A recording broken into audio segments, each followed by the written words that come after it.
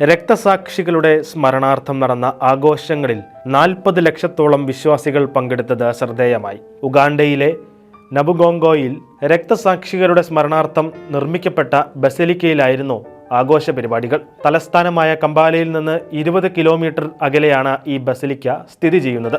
1885-നും 1887-നും ഇടയിൽ രക്തസാക്ഷികളായ 22 കത്തോലിക്കരെയും 23 Anglican സഭാംഗങ്ങളെയും Paul ആറാമൻ പാപ്പ വിശുദ്ധരായി പ്രഖ്യാപിച്ചതിന്റെ 60-ാം വാർഷികമായിരുന്നു ഈ വർഷം. കൊല്ലപ്പെട്ട 22 കത്തോലിക്കരിൽ ഒരാളായ വിശുദ്ധ ചാൾസ് ലുവാങ്കയുടെ രക്തസാക്ഷിത്വത്തിന്റെ ഓർമ്മദിനത്തിലാണ് ആഘോഷങ്ങൾ നടത്തുന്നത്. ആഘോഷങ്ങളിൽ പങ്കെടുക്കുന്നതിന് 700ഓളം തീർത്ഥാടകർ 500 കിലോമീറ്റർ കാൽനടയായി എത്തിയതും ശ്രദ്ധേയമായി. മെത്രാപ്പോലിത്തൻ ആർച്ച് ബിഷപ്പ് റാഫേൽ വോക്കറാച്ചിനൊപ്പം 20 മെത്രാന്മാർ ചേർന്ന് ദിവ്യബലി അർപ്പിച്ചു.